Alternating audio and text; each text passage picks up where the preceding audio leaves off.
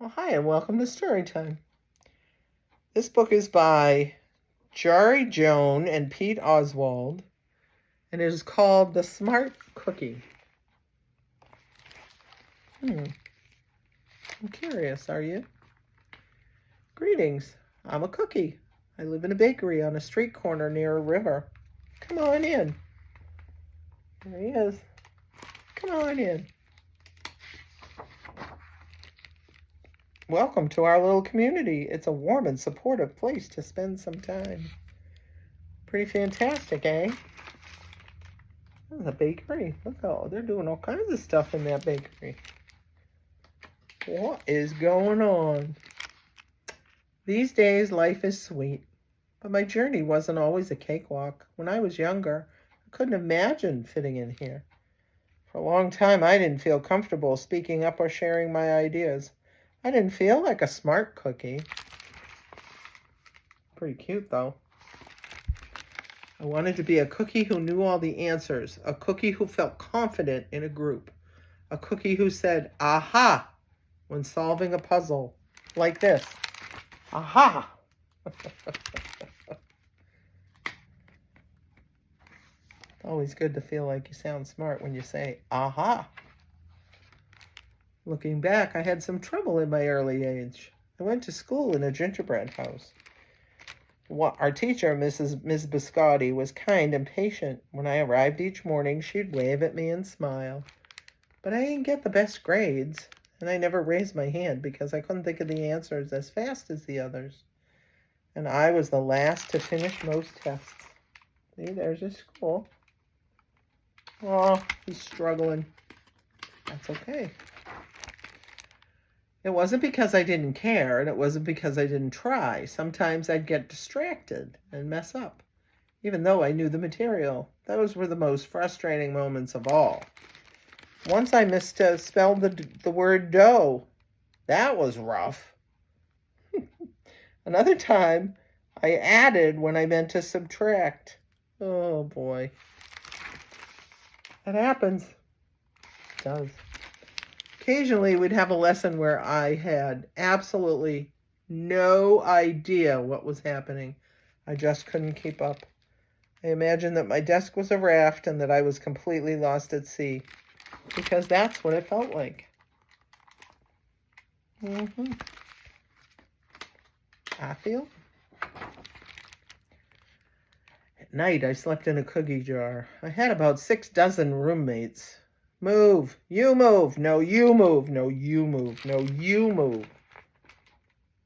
Not very cooperative, are they? That's a lot to be in that little space. I'd stay awake and stare out the window and worry. And it went this way, day after day after day. But then something happened that changed everything. Everything.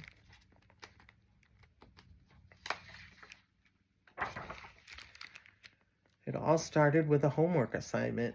Ms. Biscotti requested our attention one afternoon. Tonight, I would like you to create something completely original, she announced. It can be anything you want. Please bring it to class tomorrow.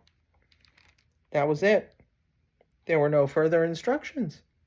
Ms. Biscotti winked at me as I gathered my belongings. I felt like I had a million butterflies in my stomach. Create anything? Something original? Due tomorrow? Gulp.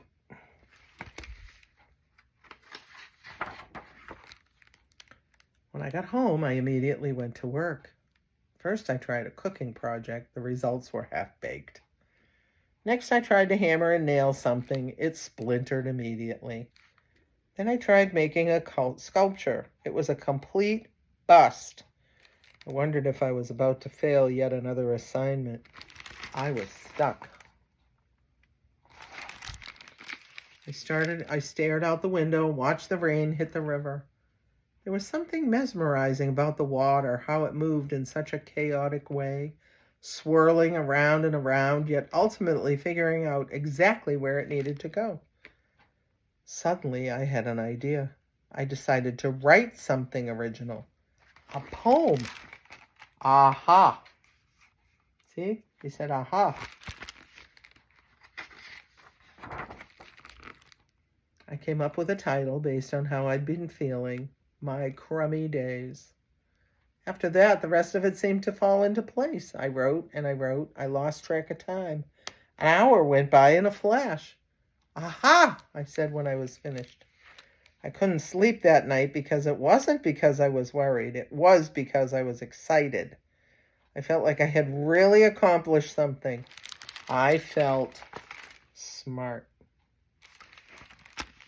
Yep, that's a smart cookie. The following day, Ms. Biscotti asked for volunteers to share what we'd created. One kid showed off his original frosting art. Another kid revealed her sprinkle distribution machine. Great ideas. Very original. It was neat seeing how everyone was good at such different things. A little scientist? Yeah.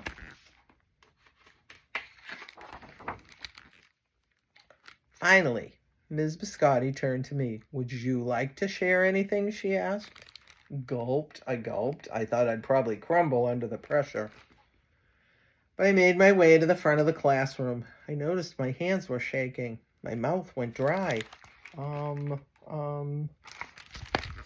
cookie.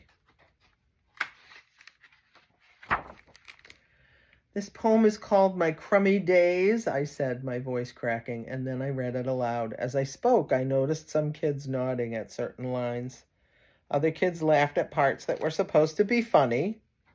As I built toward the finale, I felt myself becoming more confident and animated.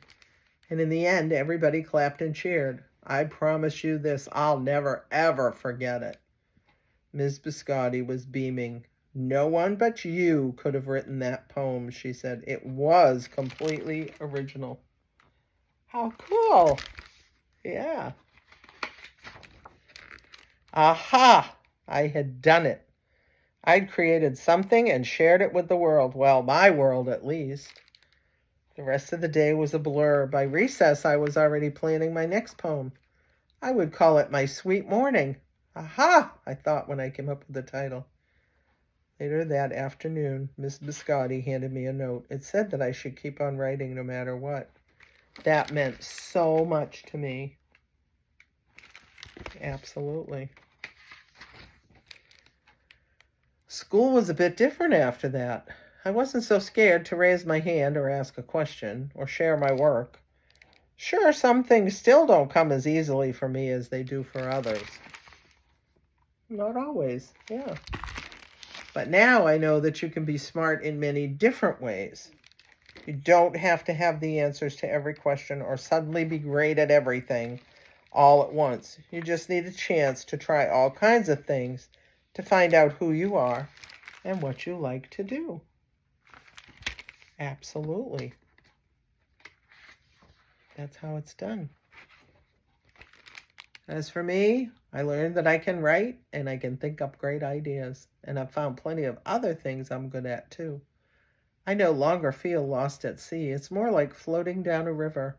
And the best part is there's always more to learn because we're all smart cookies. That was very cute. I hope you enjoyed that as much as I did.